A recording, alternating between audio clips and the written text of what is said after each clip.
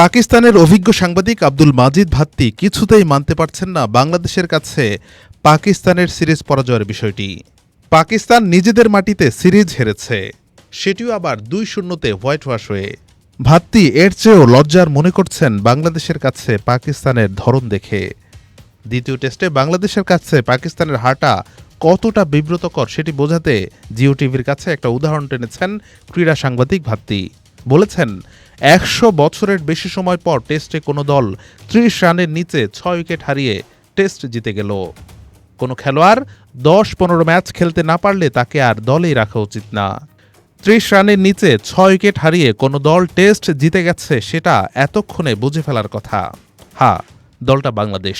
রাওয়ালপিন্ডিতে দ্বিতীয় টেস্টে পাকিস্তানের ২৭৪ রানের জবাবে প্রথম ইনিংসে ২৬ রানে ৬ উইকেট হারিয়ে বসেছিল নাজমুল হোসেন শান্তর দল।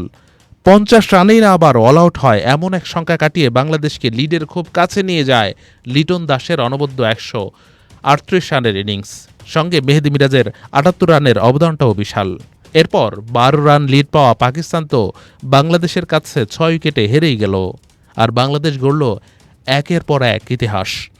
বাংলাদেশ কতটা কঠিন কাজকে সম্ভব করেছে সেটির প্রমাণ একটি তথ্যে।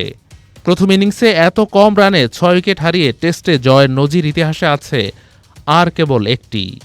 ১৮৮৭ সালে সিডনিতে ১৭ রানে ৬ উইকেট হারিয়ে ও প্রথম ইনিংসে ৪৫ রানে অল আউট হয়েও ১৩ রানে ম্যাচ জিতেছিল ইংল্যান্ড।